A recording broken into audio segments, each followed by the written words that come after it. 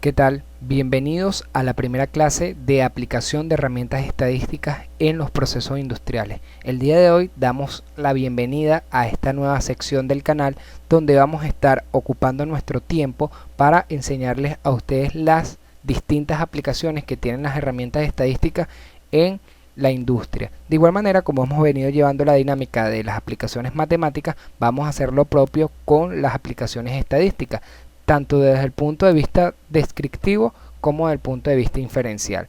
Vamos a determinar cuáles son las mejores herramientas y, sobre todo, lo más importante, cómo se interpretan los resultados obtenidos mediante la aplicación de las mismas.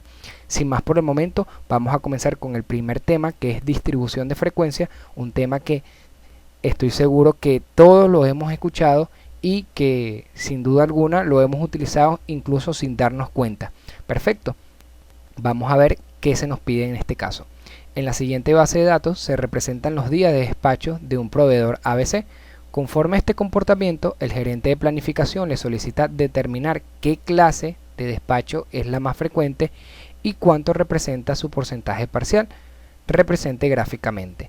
Entonces, como nos podemos dar cuenta, el gerente nos hace una petición clara, quiere determinar ¿cuál es la clase de despacho más frecuente? Perfecto, ya vamos a entender cada una de estas terminologías, la vamos a estar revisando, pero antes de eso vamos a revisar nuestra base de datos que representan los días de despachos del proveedor, una base de datos bastante pequeña, pero la idea es que ustedes se aprendan el principio de aplicar distribución de frecuencia y estoy seguro que van a ser capaces de analizar incluso bases de datos como Big Data y obtener un resultado más tangible. La estadística siempre nos ha demostrado que mientras más datos analicemos, mejor. Entonces, la idea es aprendernos todo lo que es el proceso medular y después replicarlos en gran escala. Perfecto. Para esta labor vamos a hacer uso de un pequeño diagrama de proceso que he representado para cumplir cada uno de estos criterios y poder aplicar la distribución de frecuencia y obtener la petición que nos hace nuestro gerente.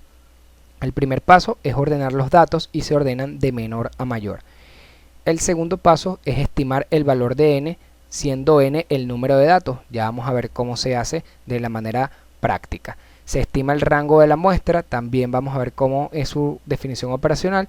Se estima la amplitud de la función, esto es una parte fundamental para la distribución de frecuencia y cualquier análisis estadístico. También tenemos nuestra fórmula. Y finalmente se tabulan las frecuencias, que es en sí el objetivo de esta clase, aprender a hacer la tabulación de distribución de frecuencia. Entonces vamos de una vez a la resolución. Fíjense que lo primero que hacemos es ponerle el membrete a nuestra base de datos y la hemos ordenado, como dice el primer paso, de menor a mayor. Ya van a entender por qué está segmentada por colores. Entonces el segundo paso, siguiendo el orden de ideas, es una vez tenido el número de datos, se puede hallar de las siguientes maneras. Podemos seleccionar toda la base de datos y aquí en la barra de herramientas donde dice recuento nos dice cuántos datos estamos viendo, es decir, son 36 datos. Es por ello que aquí en el número de datos hemos colocado 36. Los intervalos o el valor de n, que es el número de datos, viene dado por la raíz del número de datos. Eso es lo que nosotros conocemos como los intervalos de frecuencia. Perfecto. El rango es una métrica también estadística que nos dice cuál es el rango que se está desplazando la base de datos o nuestro proceso. Entonces, esta métrica nos permite saber qué rango de función tenemos, es decir, que bajo estas condiciones tenemos un rango de despacho de 30 días.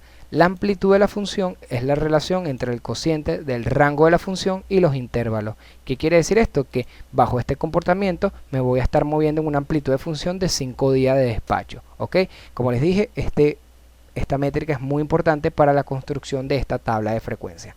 Entonces, como nos podemos dar cuenta, en el número de clase lo que vamos a hacer es colocar el equivalente a los intervalos, es decir, 1, 2, 3, 4, 5 y 6 número de clase.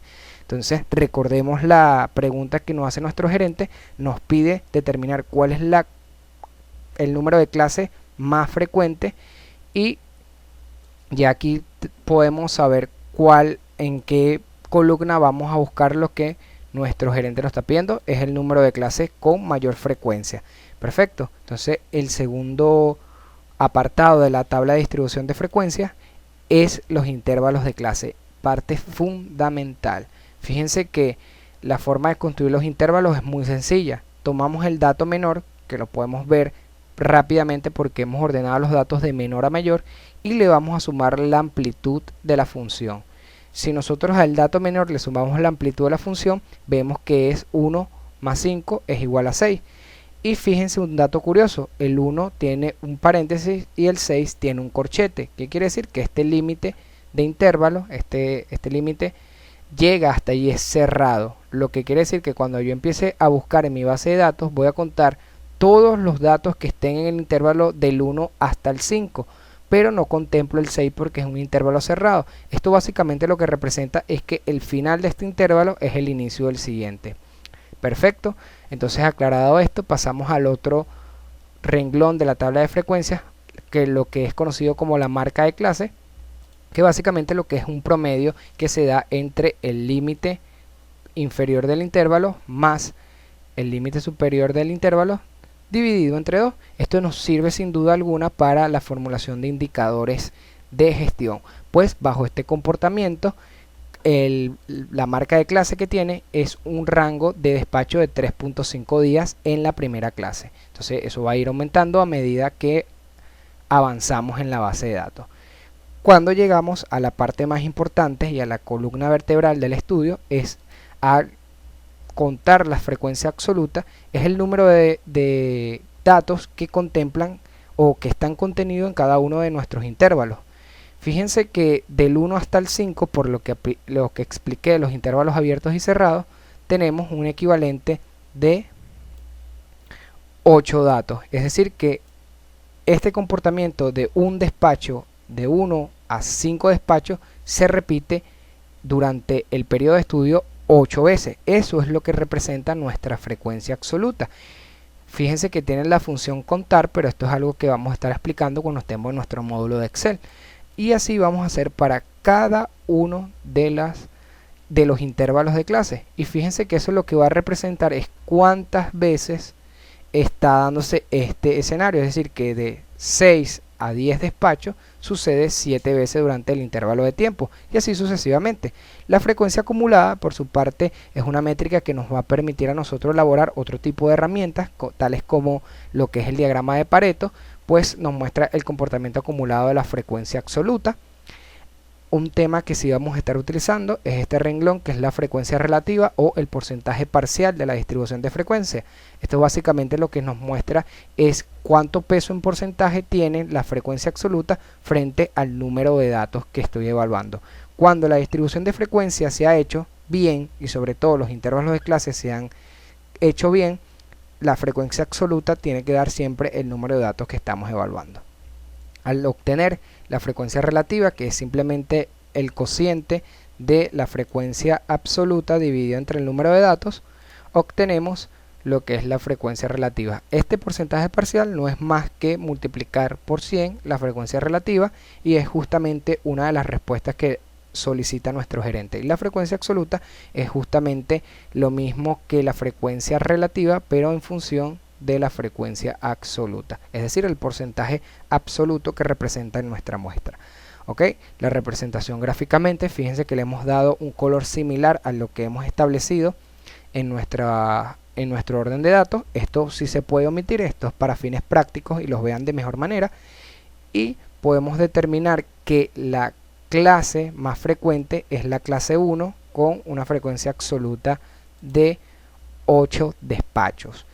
¿Cuánto representa parcialmente esto en términos porcentuales? Este comportamiento se da, según esta base de datos, el 22% de las veces. Lo que quiere decir que para fines de planificación de cadena de suministro debo tomar como referencia este comportamiento con un intervalo de 1 hasta 5 despachos durante la línea de tiempo que yo esté evaluando esta frecuencia. Aquí no se nos especifica si es meses, años, días o incluso horas, si lo vamos a ver en un proceso interno. Entonces, ¿cómo analizamos los resultados obtenidos? Tenemos una frecuencia absoluta de 8 despachos con una marca de clase de 3.5, que quiere decir que en el peor de los casos se van a estar dando 3,5 despachos. como estamos hablando de despachos, esto se va a aproximar a 4 despachos. Este es el peor escenario según este comportamiento. Perfecto. Entonces ya hemos logrado responder a las dos solicitudes del gerente, determinando la frecuencia, el número de clase más frecuente, que es la 1, y el impacto que tiene esa frecuencia en términos porcentuales. Esto ha sido todo por esta clase. Nos vemos en el desarrollo de la siguiente con respecto a análisis descriptivos.